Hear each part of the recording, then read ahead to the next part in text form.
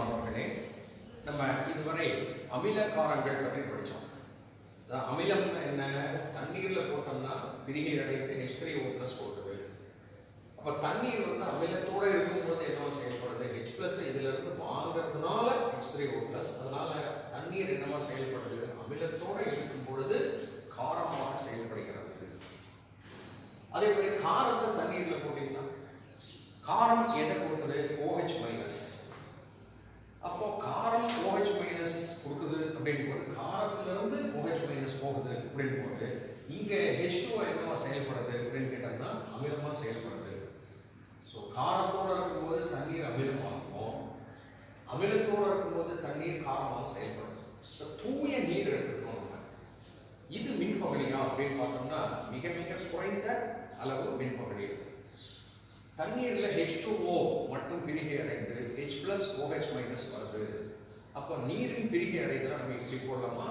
இந்த நீர் பிரிகை அடைந்த H+ இது எடுத்துச்சு H3O+, இதுல இருந்து வர OH-. இது மிக குறைந்த அளவு பிரிகை அடைகிறதுனால இதை நம்ம நீர் வினையை எழுதலாம், ஒரு சமநிலையை கருதலாம். இதுதான் நீரின் அயனியாதல் அப்படின்னு பேர். வழக்கம் போல சமநிலையின் போது நம்ம என்ன எழுதுவோம்? சமநிலை மாறிலி. சமநிலை மாறிலியில விளை பொருட்களினுடைய சிறிவை மேலையும் வினை படுபொருட்களினுடைய சிறிவை கீழே போடுவோம். இப்போ இதில் இந்த H2O² மறந்துக்க மாட்டேன்னு நினைக்கிறேன். தண்ணீர் எப்பவுமே நிறைய எடுப்போம், அதிலிருந்து போகக்கூடிய செறிவு மிக மிக குறைவு. இப்போ இந்த H2O² என்பது மாறிலி. எப்பவுமே தண்ணீர் வந்து நிறைய இருக்கும், அதனுடைய செறிவு மாற்றம் வந்து நம்ம கருதவே வேண்டியது. அதனால இது மாறிலின்றதுனால இந்த மாறிலியோட இது இணைச்சதான் வச்சுக்கலாம். That is K into H2O² ஒரு மாறிலியை போட்டோம்னா இந்த மாறிலியை நம்ம புதுசாக KW அப்படின்னு கருதினோம்னா இந்த சமன்பாடு எப்படி எழுதலாம்? KW = H3O+ செறிவு பெருக்கல் OH- செறிவு. இந்த அயனி செறிவுகளின் பெருக்கல் தொகை, அதுக்கு பேர் தான் நீரின் சுய அயனி பெருக்கம் அல்லது சிம்பிளி நீரின் அயனி பெருக்கம் அப்படின்னு சொன்னா இது ஒரு மாறிலி. எப்பவுமே தண்ணீர் தூய நீர்ல 2 அயனிகளும் இருக்கும், கொஞ்சமா இருக்கும். இந்த செறிவை கண்டுபிடிச்சு பெருக்கினீங்கன்னா குறிப்பிட்ட வெப்பநிலையில் இது மாறிலி.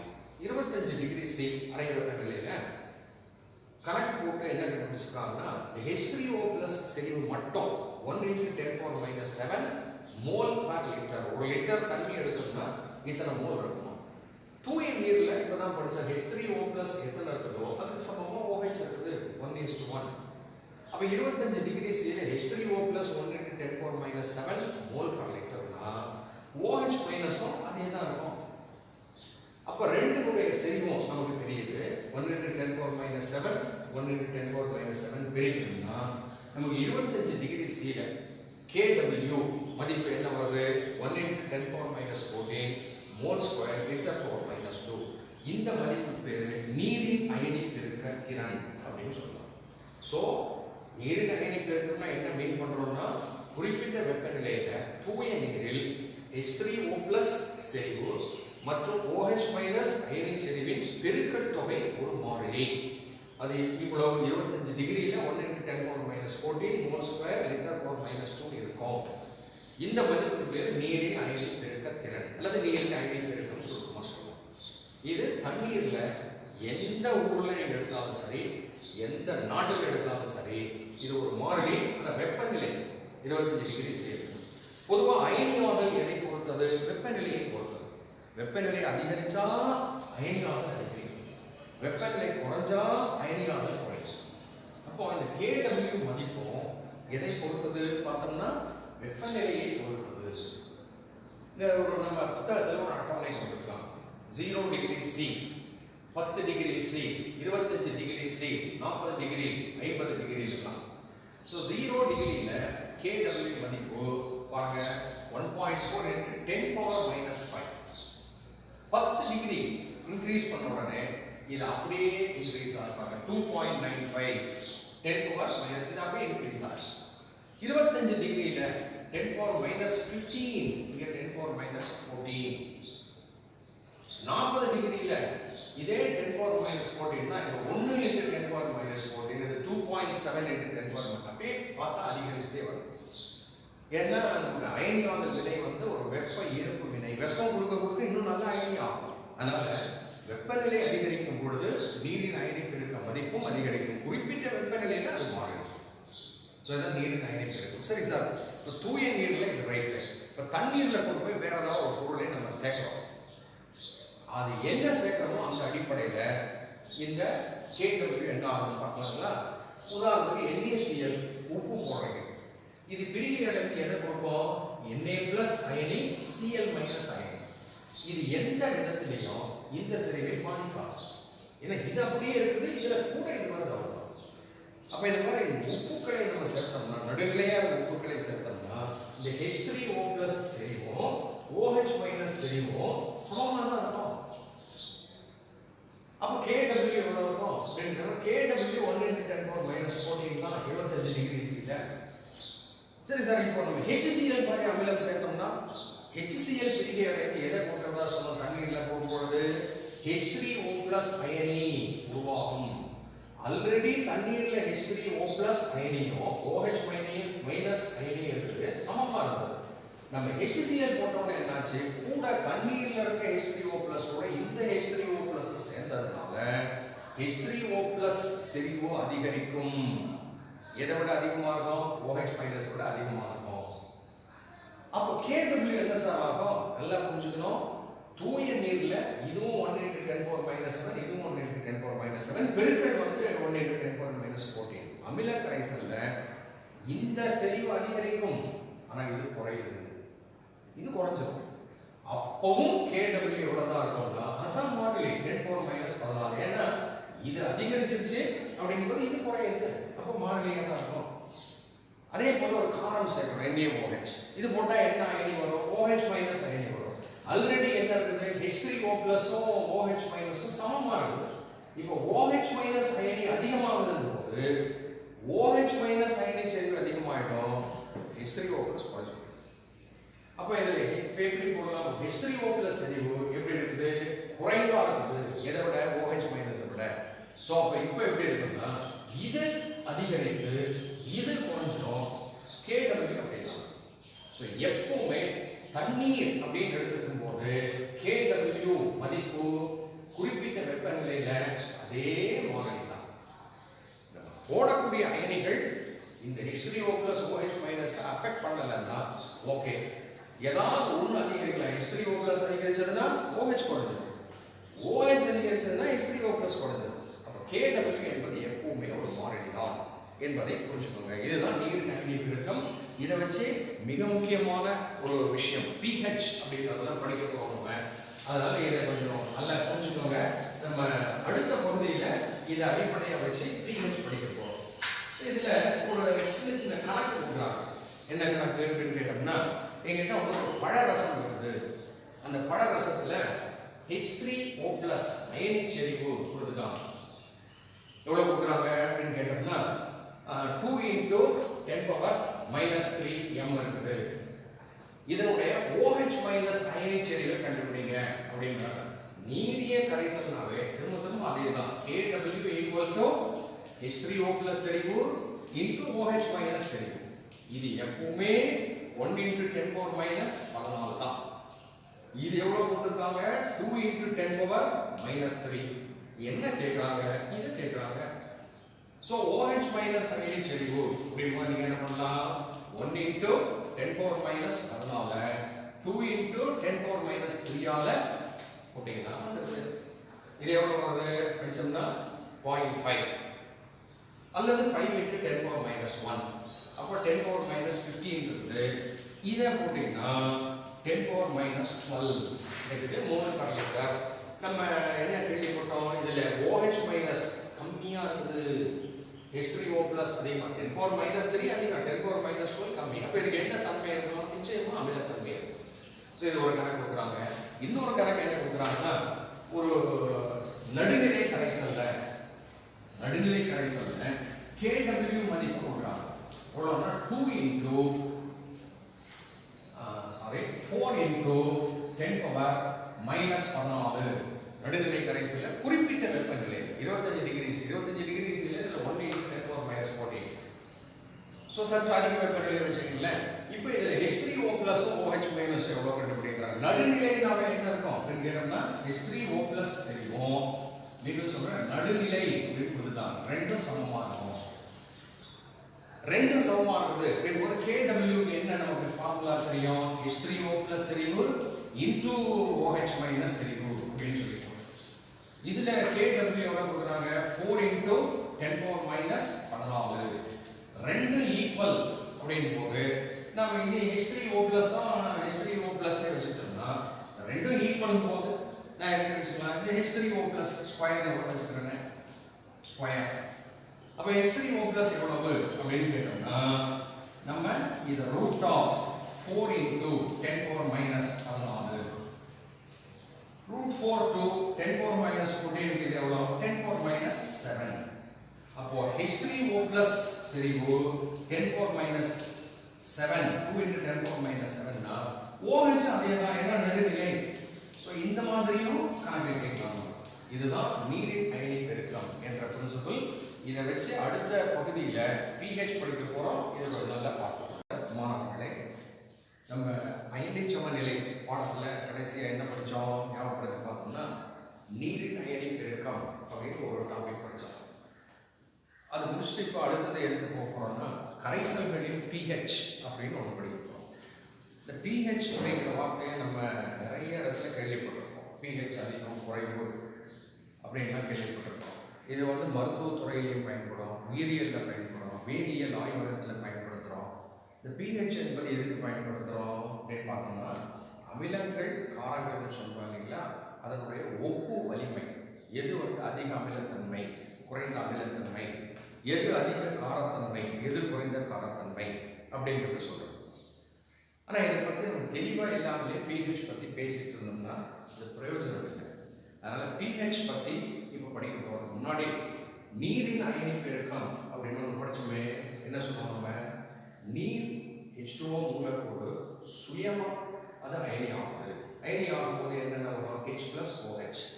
இப்போ வெறும் தூய நீர் 25 டிகிரி சீல வச்சிட்டோம்னா இந்த ஒரு நீர் மூலக்கூறு அயனி ஆச்சுன்னா H+ அது இங்கே போயிடுச்சு H3O+ மிச்சம் OH-. இது சமநிலை. நம்ம முன்னாடி சொன்ன மாதிரி சமநிலை மாறிலி இருக்கணும்னா இதுல இந்த செறிவு மாறிலின்னு வச்சுட்டு இந்த ரெண்டு செறிவு H3O+ பல சமயங்களில் H+ போடலாம் H3O+ போடலாம், மறந்துக்க மாட்டீங்க. இந்த ரெண்டு செறிவுகளுடைய அளவு கண்டுபிடிச்சு இதை குறிப்பிட்ட வெப்பநிலையில் பார்த்தோம்னா ஒரு மாறிலியா இருக்குது. அந்த மாறிலிக்கு பேர் தான் நீரின் அயனி பெருக்கம் அப்படின்னு சொல்லுவாங்க. ஸோ நீரின் அயனி பெருக்கம் என்பது தூய நீரில் குறிப்பிட்ட வெப்பநிலையில H3O+ அயனிகளின் செறிவு OH- அயனிகளின் செறிவின் பெருக்கல் தொகை மாறிலி. நீர் வந்து தூய நீர் நடுநிலை. ஏன்னா அதில் H+ அமிலத்தன்மைக்கு காரணமான H+ம் காரத்தன்மைக்கு காரணமான OH-ம் சமமாக இருக்கும். அதனால அது நடுநிலை. 25 டிகிரி சீல தண்ணீரில் H3O+ உடைய செறிவு எவ்வளவு கண்டுபிடிக்கும் போது 1 into 10⁻⁻7 mole per litre. OH- அவ்வளோதான் சொல்லும் பொழுது அதுவும் அதே தான். அப்போ இந்த ரெண்டையும் பெருக்கினா நமக்கு என்ன வருது போன பகுதியில் படித்தோம். இந்த நீரின் அயனி பெருக்க திறன் மதிப்பு 1 into 10⁻⁻14 mole square litre power -2. இது ஒரு முக்கியமான மாறிலி. அப்புறம் என்ன கேள்விப்பட்டோம் இப்போ தூய நீர் எடுத்துக்கீங்க அதில் சொல்ல வேண்டியதில் இந்த ரெண்டு இருக்கும் இந்த மதிப்பு இருக்கு. தண்ணீர்ல வேற ஏதாவது ஒரு பொருளை சேர்த்தா என்ன ஆகும் சார்? தண்ணீர் எங்க இருந்தாலும் சரி அதுல எண்ணெய் இருந்தாலும் சரி இந்த KW என்பது நீரின் அயனி பெருக்கம். இது மாறிலியாக தான் இருக்கு.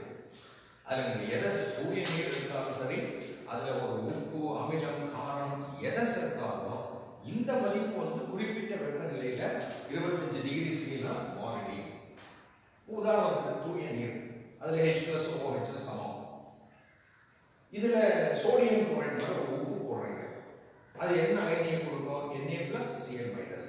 ஸோ இந்த ரெண்டு அயனியும் எந்த விதத்திலையும் இந்த செறிவை பாதிக்கலாம். இந்த Na+க்கும் Cl- இந்த ரெண்டுக்கும் சம்பந்தமே இல்லை. அப்போ இந்த மாதிரி உப்பு கரைசல்ல இந்த நீரின் அயனி பெருக்கம் இப்படியே தான் இருக்கும், சமமா இருக்கும், மதிப்பு மாறும். சரி அதை விடுங்க. உதாரணத்துக்கு தண்ணீர்ல நீங்க HCl மாதிரி ஒரு அமிலம் போடுறீங்க.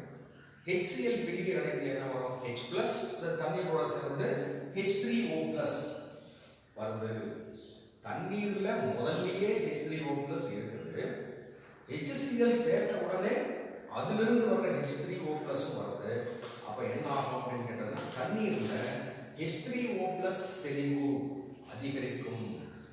அப்ப இது மாறலின்னு சொன்னீங்களே சார்? எஸ். எப்படி அப்படின்னா இது அதிகரிச்சதுன்னா இது குறைஞ்சிடும். இதுக்கு பேர் பொது அயனி விளைவு பேர் அடுத்த டாபிக்ல படிக்கலாம். அது வேண்டாம் சொல்லுங்க. ஸோ தண்ணீர்ல இது அதிகரிச்சா இது குறையும். அப்போ பெருக்கல் தொகை மாறிலி தான். அதே ஒரு தண்ணீர்ல சோடியம் ஹைட்ராக்சைடு மாதிரி ஒரு காரம் போட்டீங்கன்னு வச்சுக்கோங்க. அப்ப என்ன வரும்? அதுல Na+OH-. அப்போ தண்ணீர்ல OH- அயனி புதுசா வரும். ஆல்ரெடி தண்ணீர்ல OH- இருக்கு. அப்ப இந்த ரெண்டும் சேரும் பொழுது தண்ணீர் கரைசல்ல OH- செறிவு அதிகரிக்கும். ஆனா KW மாறாம இருக்கிறதுக்கு என்ன ஆகும்? H3O+ செறிவு குறைஞ்சிடும். ஸோ நடுநிலை கரைசல்ல ரெண்டும் சமமா இருக்கும். அமில கரைசல்ல H3O+ செறிவு அதிகமா இருக்கும், OH கம்மியா இருக்கும். கார கரைசல்ல OH- செறிவு அதிகமா இருக்கும், H3O+ கம்மியா இருக்கும். அதை நம்ம இப்படி போடலாமா பாருங்க. எப்படி போடுறோம் அப்படின்னு பார்த்தோம்னா ஒரு நடுநிலை கரைசல் H3O+ செறிவு OH- செறிவுக்கு சமம். இந்த ரெண்டு மதிப்பும் உங்களுக்கு தெரியும். அமில கரைசல் வந்தீங்கன்னா H3O+ செறிவு அதிகம், எதை விட? OH விட. H3O+ செறிவு எப்படி இருக்கும்? முதல்ல நடுநிலை கரைசல் இருக்கிறத விட அதிகமா இருக்கும். அதான் greater than 1 × 10⁻⁷. OH எப்படி இருக்கும்? கம்மியா இருக்குது. எதை விட? நடுநிலை கரைசல் இருக்கிறத விட கம்மியா இருக்கு. அப்ப இப்படி போடலாம்.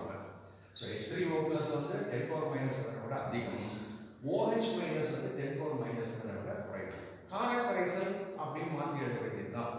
எப்படி? கார கரைசல் H3O+ வந்து கம்மியா இருக்குது, எதை விட?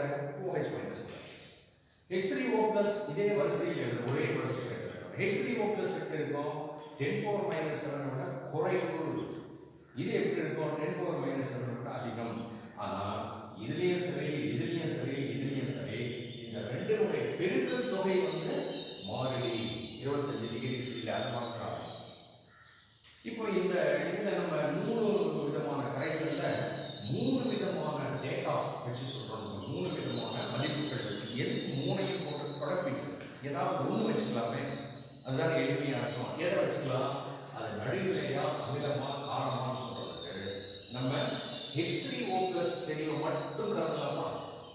எதுக்கு எல்லாத்தையும் சொல்லிக்கிட்டு நம்ம குழப்பிக்கிட்டு அப்படிங்கும்போது இதை மட்டும் வச்சுக்கலாம். மற்றதெல்லாம் இருக்கு, இதை மட்டும் நம்ம பார்க்கணும். ஸோ H3O+ செறிவு வந்து 10⁻⁷ சமமா இருந்தா நடுநிலை, 10⁻⁷ விட அதிகமா இருந்தா அமிலம், 10⁻⁷ விட குறைவா இருந்தா காரம். இது ரொம்ப எளிமையா இருக்குது. ஸோ இப்படிதான் கருதணும். இப்போ ஒரு சில எடுத்துக்காட்டு வரலாம்னா இது மட்டும் ஈக்குவல். அமிலம் என்ன சொல்றோம்? 10⁻⁷ விட அதிகம் அப்படின்னு சொல்லும் பொழுது என்ன கருதலாம் நம்ம? உதாரணத்துக்கு நான் எழுதுறேன் 10⁻⁷ விட அதிகம்னா 10⁻⁸, 10⁻⁹ அப்படியே 10, 11, 10⁻⁻14 அப்படின்னு வராங்க. இதே மாதிரி கார கரைசல்ல மறந்துடாதீங்க H3O+ தான் நம்ம இப்போ கன்சிடர் பண்றோம். இது எவ்வளோ அப்படின்னு கேட்கும்போது 10⁻⁷ விட குறைவு அப்படிங்கும்போது எப்படி போடலாம்? 10⁻⁶, 10⁻⁵, 10⁻⁴ அப்படியே 10⁻⁻1 வரைக்கும். ஸோ இப்படி கருதலாமா? கருதலாம்.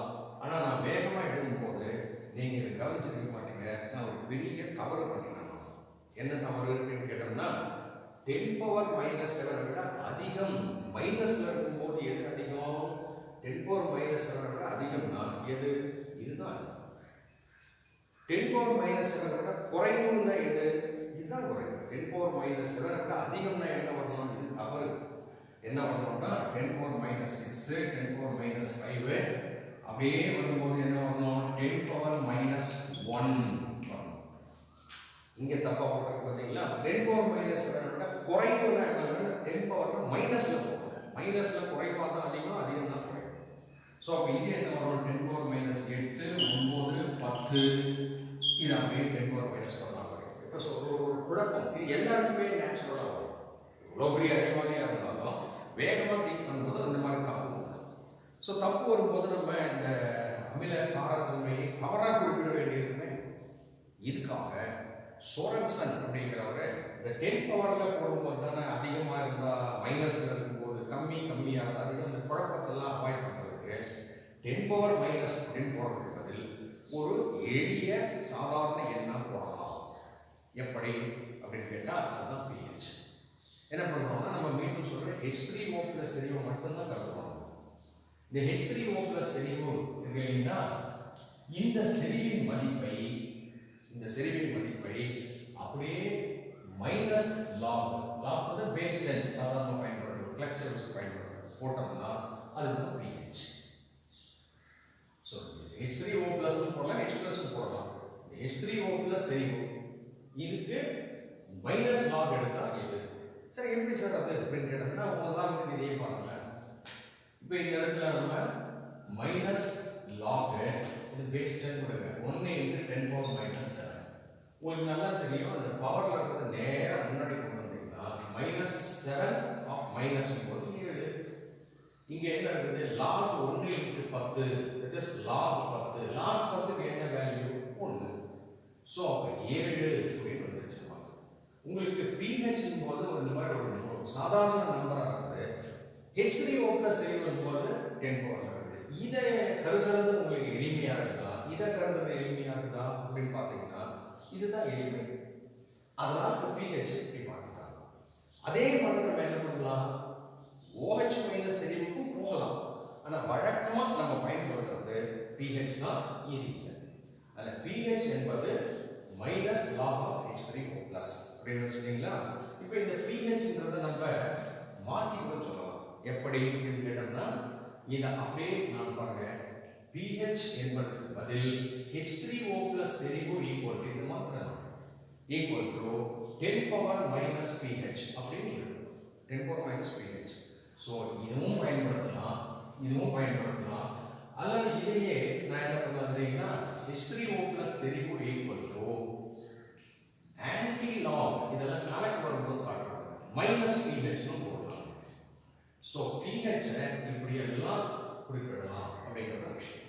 அதே மாதிரி pOH என்ன சொல்லலாம்னு சொன்னனால மைனஸ் லாக் ஆஃப் OH- போடலாம். இதையே நம்ம OH- செறிவு என்ற போது என்ன சொல்லலாம் நம்ம கேட்டோம்னா அங்கே சொன்ன மாதிரியே 10⁻⁻pOH போடலாம். அல்லது OH- செறிவு equal to anti log. But இதெல்லாம் நம்ம பாடத்தில் அடிக்கடி வர்றதில்லை, தெரிஞ்சுக்கலாம். ஸோ இதுதான் pH, pH, pOH என்பது.